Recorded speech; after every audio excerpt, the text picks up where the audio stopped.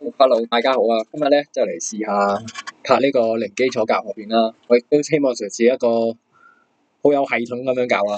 咁啊，直接由零開始啊。咁啊，呢家我哋 Google 賬號個個人都有啦。咁啊，TradingView 嗱，打開咧，你有註冊呢個 Google 賬號就得噶啦。咁啊，咩30日呢啲唔使啦，因為我呢家教咧就係點樣教你令呢個訂閱都唔撚使就嚟做啦。咁我哋咧即刻開個 Product 啦，Product 你去翻前面嗰度。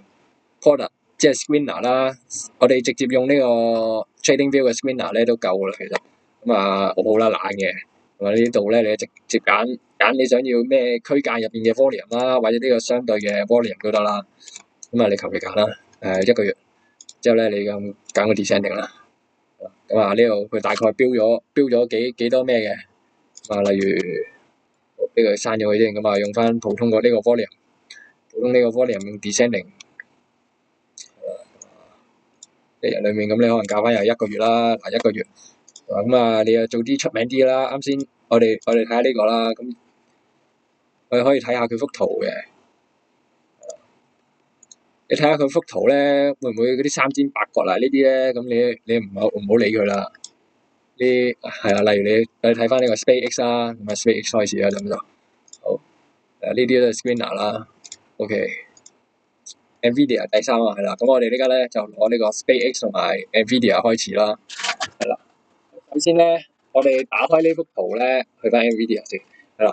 咁我哋打開呢一幅圖咧，我哋第一個時間咧就整咗呢個嘢嘅先 ，Holo Candle。咁如果你一開頭冇整咧，係啦，同埋如果你冇改顏色咧，就會係綠色黑色咯。咁呢度咧你可以按右鍵之後打開 setting。嗱呢啲咧你可以自己改嘅，係啦。我咧就習慣簡單啲，就希望唔好俾其他嘅顏色去影響到自己，你又可以喺呢度教啦。咁啊呢啲啊，係啦，呢轉，之後你可以睇下嗰啲 background 啊，呢啲咩 logo 啊，即係呢啲左呢，你可以自己揀啦。volume 係啦，呢度呢個都幾重要嘅，呢個就係嗰個 bid and ask。咁咧，如果你開盤嘅時候咧，你會見到有個買入價同埋賣出價。咁咧，你做嗰啲咩外匯嗰啲咧，炒金嘅咧，都有啲用嘅。因為你起碼或者做啲流通性唔係咁大嗰啲咧，又係啦。同埋呢個我都覺得好重要，呢個就係 background 啦。咁啲 background 呢個你本身係純白噶嘛，咁你校一校個漸層落去咧，咁咧就會睇得舒服啲嘅，我覺得。你睇下你想咩黃色啊、綠色啊嗰啲都當冇咁傷眼啦，你咁係啦。咁啊，我哋整咗呢個 candle 之後 ，Holo Candle， 咁本身咧佢係俾你普通 candle 噶嘛，普通 candle 係咁樣嘅，係咪？你轉咗做呢個 Holo Candle 咧，你會見到有啲唔同咗喎，係咪啊？呢啲啊，點解會純黑咗嘅？係啦，呢啲啊純黑咗。呢個紅色嘅都有喎，有分別喎，有啲實心，有啲空心啊，係嘛？咁呢個咧就已經係一個好有用嘅免費嘅轉變嚟嘅，就係呢個 Holo Candle 係啦。我哋呢家就執個收藏列表，咁咧我就講一講我將會教嘅內容啦。咁啊，呢個 retracement 啦，呢個 extension 啦，呢個 circle 可以教嘅，spiral 都可以教。之後係 game fan 係啦，之後咧你再執啦1個鐘啦。咁呢一行嘢咧，你係咁多位就得咁多位啊！如果你用埋手機咧，你就冇位噶啦，知唔知啊？咁啊呢兩個啦，呢兩個都好有，呢個 VWAP 其實都好勁嘅。即係如果你係一個普通，冇任何指標嘅人嚟做嘅話，佢呢個 VWAP 其實都幾有用嘅。即係嗱，佢定點咗之後咧，佢就會出咗三個趨勢出嚟。咁你可以自己校一個定點咯，就係勝在。但我唔用嘅。係啦，我唔用嘅，因為我覺得係障眼法。咁啊，呢個好有用啦。呢個係定點嘅，即係一個區域裏面嘅。呢個咧就係一個 anchor 嚟嘅，就係一個你可以定一個大範圍，再加一個細範圍咁樣咧，你再咁樣係啦，加埋佢咧，你就可以有兩個嘅呢個我唔知咩啊 profile 啦，叫做 volume profile 啦。所以呢兩個係好有用嘅。因為呢啲冇用啦，另外咧就用呢個啦 Polyline 啦，咁咧你就可以取代晒嗰條直線啦。咁啊直線呢啲你睇下你要唔要啦，係啦。咁啊 Trend Line 又唔使啦，用晒呢個 Polyline 我覺得夠啦。即係呢個時間咧打直咧就睇你需唔需要啦，或者10次啦。但我都覺得你之後咧會好花嘅，如果你用得多係啊。OK 啦，之後可以整個熒光筆佢啦，同埋整個打字俾佢啦，係啦。咁咧我就覺得基本上仲有一個正方形係啦，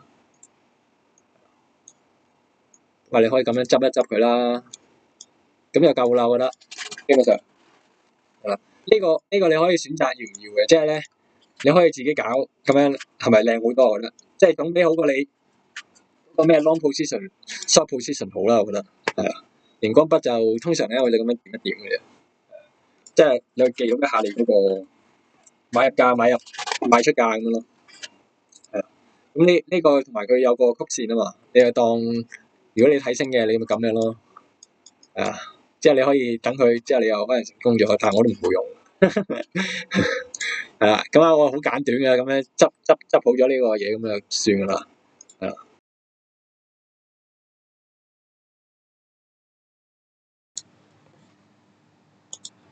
好，咁我哋呢家直接 retracement 啦。咁 retracement 咧就顧名思義就係一個回調啦。咁如果咧你係原版咧，你就會見到有咁樣嘅嘢，即係原版。你睇咧，其實點解佢會咁樣咧？因為咧你係要反轉方向嚟用嘅，即係例如咧，佢拉跌嘅時候，你係咁樣向上推嘅，你要調轉嚟用嘅，即係佢其實佢真正用法都係咁樣嘅，係啦，就係你要根據一啲做空嘅督，之後去做個相反嘅操作，就咁啦，1.618至2.618。咁咧呢個 retracement 咧，咁我又梗係唔會咁樣用啦。咁我總共係有3種方法嚟用嘅。咁打開個列表啦。第一個用法咧，我又係好簡單嘅，就係唔做任何嘅 TP，即係預測股價，就係純粹咁樣做。係啦，0.2、0.3，咁呢樣嘢咧就係好簡單，周街都識噶啦。呢個就係叫做判斷嗰個回調幅度。咁通常坊間教你咧就0.618，係咪啊？咁呢個第一種用法咧，我哋講一講個參數啦。咁通常咧，我係0.236都唔使用噶啦。0.382回調咧就係一個比較強勢嘅。0.5咧就代表中間啦。0.618咧就其實唔係值得你去買入嘅，反而係一個危險嘅，係啦。咁另外咧，我哋0.786咧就可以畫多個區俾佢，就叫做去到0.706。之後呢一個區域咧，我哋可以變咗做係個橙色佢啦。咁正常其實連 background 都唔要噶啦，background 都唔要。你黑0.618呢啲就其實我覺得係危險噶啦，即係呢啲你換成黑色啦，中線啦代表。咁0.382咧綠色啦，即係一個比較強勢嘅回調嚟嘅。即係如果你0.382咧，你見佢嗰啲陰陽燭咧有啲比較好嘅位置咧，之後咁代表佢係一個比較強勢嘅狀態嚟嘅。稍微熱睇啲。咁呢度，咁我哋咧就 save 咗佢啦。咁呢個交易咧就我直接叫做 Golden Zone 嘅。呢樣嘢嘅用法，呢個用法咧就係例如我發現呢一度，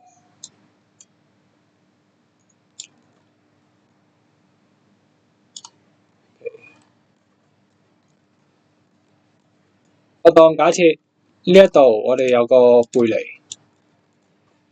之後佢一支箭飆咗上去喎，我想介入喎，我覺得呢個背離係幾有力嘅喎，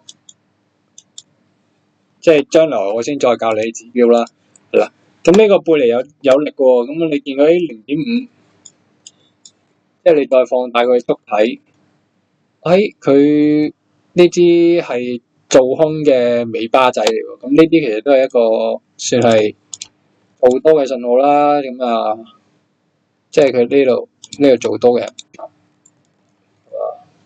算係有一個失衡劃價而上升啦。咁然後你見到佢呢度，係啦， 0.382，你見到呢一啲咧，你有反方向做咯。呢個係咪人為好？如果陰陽燭嚟講，佢呢一個嘅風向標係咪一個幾好嘅打 CRT 嘅原因啊？我哋轉翻做1個鐘啦，唔好同我跳咗佢啊！喺度轉翻1個鐘。咁我呢一支錘，我哋就亦都係一個好好嘅買入信號啦。咁你打 CRT 咧就咁樣啦。呢個位好靚啦，係咪？咁你根據佢出咗呢一支呢一度，咁我哋又可以直接都係要用一用。即係如果做教學嘅話，都係要用一用。嗱，我哋跟翻呢個，咁大概你攞呢啲位啦，或者你攞呢度啦，咁啊去做嘅，咁啊你就0.382，你就判斷到佢呢一個回調係一個比較健康，或者呢個趨勢係比較強勁嘅，咁你可以揾個位參與進去啦。呢個係第一個做法。咁啊呢一度呢個指標我哋 save 咗㗎，係 GD 中啊 ，GD set 係啦。咁啊第二種做法咧就係我哋係做過反方向啊嘛，咁你咧就有啲攻擊性喎。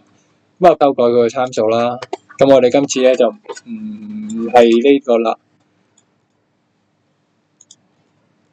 我哋咧就變成係有進攻少少嘅啦，係啦。咁啊我哋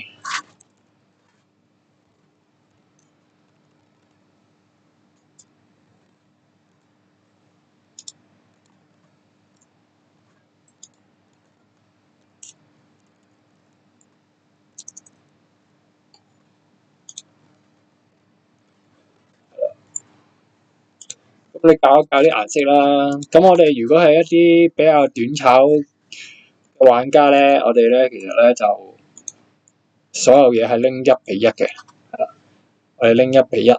如果你係對安全嘅話咧，我哋就0.382就嗌嘅，你知唔知啊？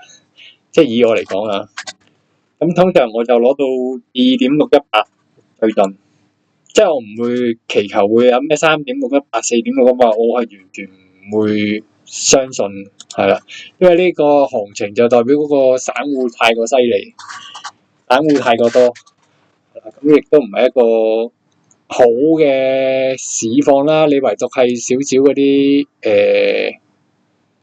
啲美股啊，多散戶嘅情況，你先會有可能做到呢度啦，做翻呢個啦。咁啊，例如我哋呢度我哋照樣破例一次俾佢3.618啦，負3.618。咁如果你覺得你張圖好多位嘅，你可以校埋4.618嘅。我吹你唔脹，你自己中意啦。但係我咧覺得我好務實嘅。當一幅圖入邊，我覺得唔常發生嘅嘢，我係一定唔會留佢喺張圖度嘅。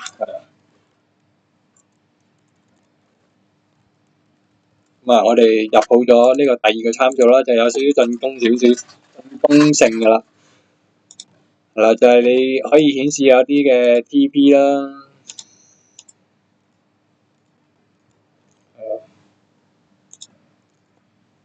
即係你自己揀啊，但大概嘅做法就係咁啦。咁通常我有2.618咧就盡噶啦。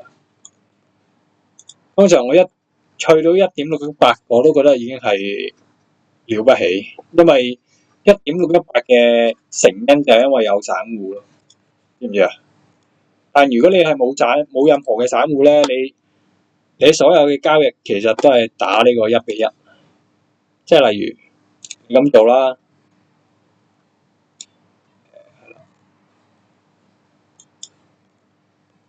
即係你食佢呢一支竹，好啊，鏟咗佢。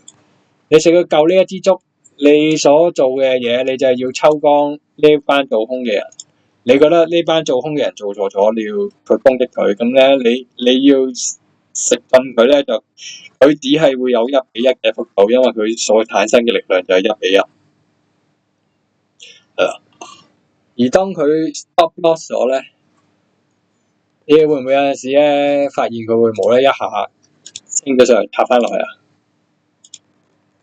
即係例如咁樣，佢呢度1-1，佢爆咗倉，有冇個爆炸？咁個爆炸先，求其啦，呢度求其啦。嗱，佢呢度咧，佢爆咗倉，你會形成咧就會一瞬間咁插落去，差唔多啦，你當係咁啦。因為佢爆咗倉，成個嗰個佢本身你係連結咗佢嗰個賬號嗰啲資金度啊嘛，因為你我哋做緊呢家嘅所有交易，其實已經係一個零和嘅遊戲啦嘛。咁樣咧，你就會連結咗落去佢個賬號嗰度。咁當佢一走咧，係升咗上去之後，佢插，即係佢止轉，佢就會令到你個市場上面即刻對標翻係場上做多嘅人咯。咁佢咧就會即刻向下拉啦。OK 啊。咁例如呢度啊，你見佢呢啲你都冇反應，佢去到呢啲尾部咧，佢都冇反應，嗰個代表佢冇做到 stop loss 咯。即係呢一班人冇做到 stop loss， 係啦。咁咧就會令到可以有多過1.618嘅升幅咯。咁如果你話佢即刻 stop loss 咁咧，佢就會可能變咗咁樣啦。咁啊變咗呢個流動性攝取啦、劃價啦，之後咧形成咗個頂部咯。就係好似一個 turtle shooter 呢個 accumulation， 之後呢一下抽咗變咗 manipulation， 就等於係佢哋爆倉，有人爆倉，然之後形成咗個 turtle shoot， 係啦 ，turtle shoot 然之後向下彈。呢一個就係 candle 啦，呢個第二種用法，係啦。咁大家可以睇一睇，我哋做 save 咗做 GD 中嗰度。我哋咁第三種做法啦。第三種做法咧，就其實係會有個嘅指標需要用到嘅。咁啊，呢家我唔畫住啦，係啦。咁啊，我哋唔用指標咧，我哋都可以做得到嘅。就係點樣做咧？就例如呢度有個英文度啦，我哋留意呢度佢哋係咪一個嘅尾巴都係比較高嘅，係咪啊？咁我哋就直接將呢一紮紅色咧。其實呢個就係一個嘅 order block， 咁而呢堆人咧就係一個蟹貨嚟嘅。咁當然啦，我哋之後係唔打使咁辛苦喺度自己揾噶啦，我哋會交俾指標啦。咁呢個我哋之後先教啦，因為我淨係想教好咗呢個 retracement 先，係啦。咁第三種用法咧就係我哋有指標揾到 order block， 係啦。咁呢一個咧，我哋就係一個蟹貨區嚟嘅呢個，因為佢喺低位做空。咁呢一個叫 reject block。OK，reject block 點樣用咧？我嘅用法就喺呢度。咁點用啊？知唔知點樣用啊？我哋咧就係一先啦，咁其他咧就會收晒佢嘅。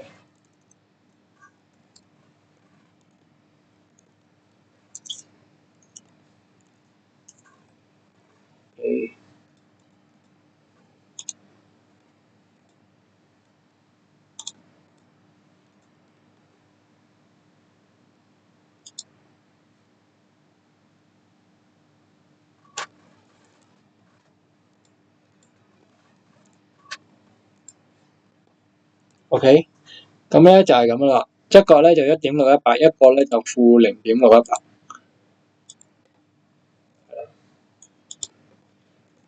咁正常嚟講咧，我哋嗰個 order block 係唔會有咁大。咁但係知唔知點解要咁樣做啊？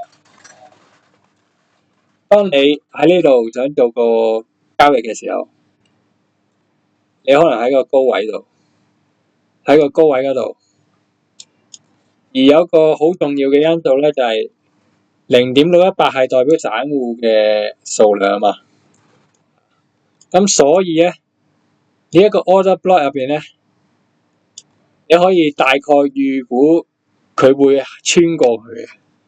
即係當個市場有人同你爭咧，正常你人哋教你 retest order block 咧，咪就係衝上去 change of character，retest order block 梗啊咁衝上去啊嘛。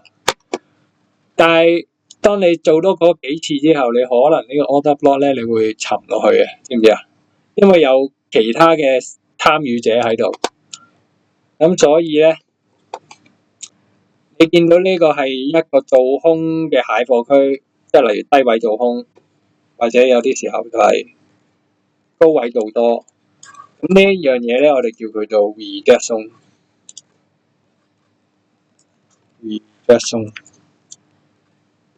要發現呢個係一個 rejection 嘅時候咧，咁就代表有散戶啦。有散戶咧，咁所以咧，你大概預計個升幅咧就去到0.618啊。咁你睇唔睇到？大概呢啲範圍啦。但係呢個 rejection 都其實都仲係有效嘅，係咪啊？呢個咧就係俾你喺一個 order block 入邊，你去判斷大家喺度爭飯食嘅時候，你點樣可以喺一個去攻擊啲散戶，去從而令到佢哋爆倉，係啦，就係呢個0.618，係啦。因為當你做咗呢個第二嗰個用法之後，你就會發現其實1.618係非常之難嘅，你知唔知啊？因為1.618就係有嗰0.618就係有散戶嘅參與，而我哋正常一個 day trade 短炒嘅人嚟講，我哋攞到0.8已經好犀利啦。係啊，攞到0.8已經好犀利，我覺得，即係你0.8 TP 已經好犀利。正常嚟講，我可能0.382咧，我已經放減好多啦，因為我好啦驚俾人哋拖落去。一拖落去，你一輸嘅時候，你又好容易翻唔到去啦，因為呢家嘅機械人非常之犀利，所以你係爭分奪秒咁樣去做。咁例如我哋 NVIDIA 啦。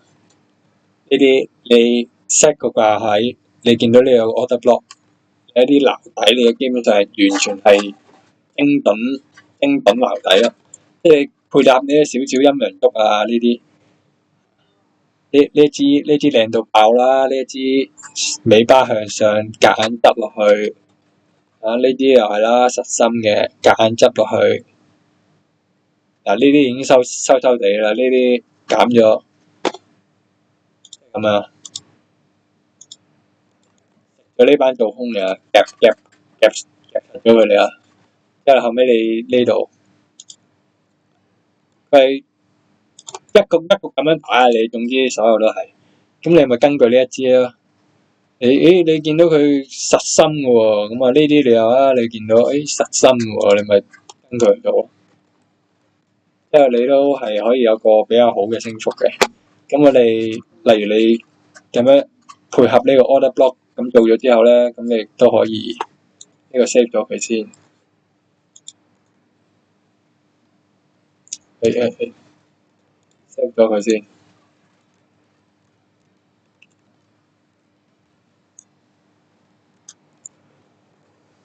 係啦，咁呢啲你可以自己去搞啦，但我好重要嘅信息就係0.618係代表散戶，係啦。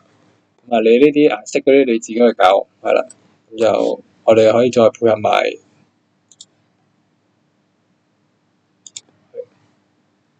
嗰個嘅做法啦，就變翻做 candle。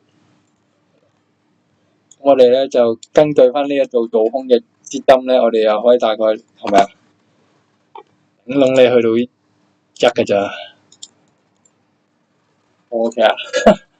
頂籠你去到1嘅咋？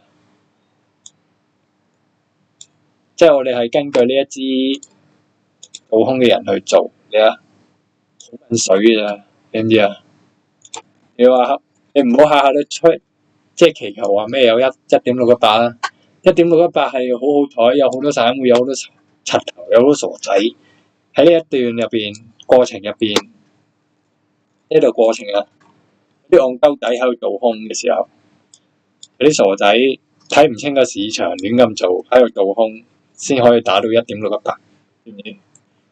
我哋正常嚟講，我哋係好務實嘅，就係、我咧有0.382咧，我都冇問題嘅，因為咧我係令呢個，因為我哋打 CRT 咧就係插落嚟啊嘛，我哋打 CRT 就已經係差唔多係喺個底嗰度啦，所以成個足體呢個位咧，我哋係喺住佢哋臨爆倉嘅邊緣食盡晒佢嗰個，連佢做空嗰個尾巴我哋都食得埋，咁有時可以咧呢度咧我哋係咁樣做啊，正常嚟講係咁樣做啊嘛，1:1啊嘛。但如果你喺比較底嘅位置可以食得盡咧，我哋就係咁樣打到1:382啊嘛，1:8啊嘛，1:2啊嘛，我哋係差唔多係咁樣做啊，即係我嘅做法係咁啦，係啦，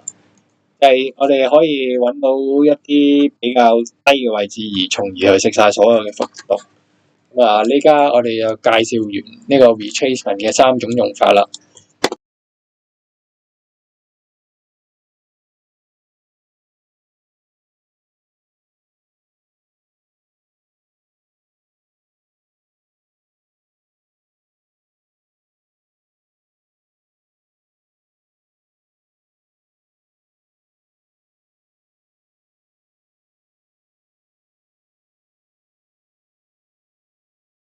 一個叫做扭轉星移，係啦，有冇睇過嗰個咩啊？叫做慕容啊嘛，就係反彈人哋啲招式。當有一個好主動嘅賣家打過嚟咧，我哋就反彈佢招，咁啊就打相反啦。咁就係都係叫扭轉星移啦。咁啊，另外如果你係比較睇陰陽燭比較叻嘅咧，咁咧我又會覺得呢一種叫做係一個詠春入邊嘅招式，叫做尋橋，係啦，可以了解下咩叫詠春，係。跟住尋橋佢代表點解咧？就係佢係一個直線嘅攻擊，係去追住人哋隻手入邊嘅橋路，嗱，即係例如人哋打過嚟嘅時候，佢東路咁樣穿過去，咁啊插過去打中對手，以最短最直嘅距離去攻擊對手。咁啊，例如呢啲啊，針陽燭向下，係啦，個錘頭呢啲咧，尾巴咧，你係可以做一個即刻打個 CRT，即刻向板打過去。咁啊，呢啲就係比較點解嗰陣時一入嘅時候會即刻會有個比較靚嘅 TP 咧，就咁啦。係啦，咁第二種就係呢個啦。大概一啲顏色你自己揀啊，咁啊，通常咧就0.8同1，係啦。我自己好保守咧，就382咧就開始排，咁啊頂籠2.618，我之後嗰啲完全唔貪啦，基本上3.618有啲發夢啦，我覺得即係好極端㗎啦。3.618通常咧3.618咧，你要咁喺度咧回咗好耐之後，咁先變咗3.618、4.618。但呢一段嘅行情 accumulation 咧，你會唔會俾莊洗走咧？係好難㗎嘛。同埋你冇，如果你係做 CFD 嗰啲，你係冇可能，即係啲莊家睇晒你喺邊度㗎，你唔知啊？你話如果你喺度喎，咁佢一定會 retest 向下插撚爆你咯，睇下你個保證金幾多，係啦，一定會向下篩撚爆你，篩走你，佢唔會俾你咁樣衝上去啊。通常呢啲嘅時候，除非係嗰啲飛龍啊，嗰啲先有可能，即係有個人好似你當有個人失控咁樣，啊忍唔住啦，啪，就會噴咗上去，係啦。但呢種情況係好少。第三個做法咧就係根據呢個 order block 啦。咁咧我哋因為發現到呢個特性就0.618係代表散戶嘅數量。咁我哋上面有0.618，下邊有0.618。咁啊，你又當有一班蠢嘅做空嘅人啦，而令到佢咧可以咁樣，咁樣喎，喺呢個位就彈咗上嚟喎。或者有一班同你好醒目嘅人一齊喺度搶緊個貨嘅時候，就抵下呢個0.618位啦，就飆緊咗上去啦。你見呢啲其實你見到佢呢啲好多尾巴咧，其實都已經係一個流動性啦。如果我哋做黃金啊或者做外匯咧，你發現到呢啲咁多嘅尾巴咧，其實係危險㗎，因為呢個叫做流動性 liquidity， 因為佢代表佢係不停有散戶知道呢個係一個底，然後不停做呢個劃價。咁通常我哋呢個做法咧就係你試咗一兩次之後你唔得嘅話咧，或者你 stop loss 咗咧，過一排先再做，即係你等佢還咗一段時間先再做啊。還咗一段時間，你發現有啲好明顯嘅失誤啦，即係例如呢支針，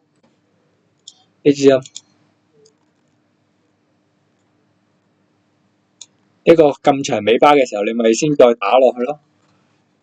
因為當咁多人爭嘅時候，就代表好撚亂噶啦，好撚亂咧，或者呢一支咧，呢支都係噶，呢支都係一個失誤啦，係嘛？啲尾巴係一個風向嘅指標，就代表有冇人做錯咗，或者個執行嘅力度，知唔知道？執行嘅力度咁啊，我哋等有啲重大嘅錯誤嘅人之後，我哋先去根據佢嘅錯誤去做一個進攻。咁我哋如果你發現呢支竹，哇，仲要喺呢個1點到100，咁你基本上係食盡晒噶啦，即係你係由呢個底呢個位，之後你 SL 咧就拎呢個尾巴，係嘛？但係咧你見咧佢都有力，即係有個流動性攝取喎，佢個尾巴係低過呢個位喎，知唔知？咁所以如果我哋再攞低啲嘅話，你可以試下呢度得唔得咯？之後你中間嗰度仲要佢唔認輸喎，你睇呢啲咧，你睇唔睇到？都唔認輸，即係佢好自信啊，做空啊，唔理啦，唔 stop loss 啊，佢覺得一定贏啊，佢繼續炸落去。咁咧你就咪咁樣咯。當你入咗貨啊 ，stop loss 掛呢度，之後咧佢飆撚咗上去咧，你可以派少少，即係例如咧你見到呢個十字星咧。呢個十字星你都可以派減啲啦，即係派減3成啦，即係你例如你呢度幾多股啊？你放1000股啦，1000股你即刻兜嘢派300出去啦，因為當你掌握咗呢啲咁樣嘅嘢，你可以好有信心咁一鳩咁炸落去，幾廿萬、幾百萬咁炸落去嘅。但然之後後尾你一彈嘅時候，你一定要定期俾貨，俾咗之後咧，然之後你留意一下過程，即係呢啲咧都係有向上嘅尾巴嘅時候，你咪繼續留咯，即係代表個即係點講可以，仲有人同你埋單，即係有人送錢俾你使，有新資金做空，咁咪等咯，等。之後咧，你之後咧，你就要留意呢啲啦，綠色呢啲啦，係啦，綠色呢啲，即係你向上針咧，呢啲咧你要留意啦。即係其實代表有啲人都一直喺度派貨啦，已經派減好多啦。呢啲咧長嗰啲啊，一定要留意啊。或者呢啲你做多嘅人，如果係實心嘅，你又派減啲俾佢咯。即係有人高追啊嘛，代表人高追，你又開始派減啲俾佢。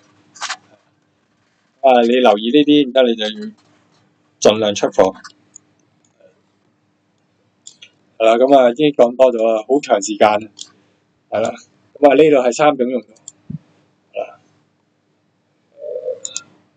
咁啊你可以自己記低佢啊 ，Candle Flip OB 同埋高通鬆。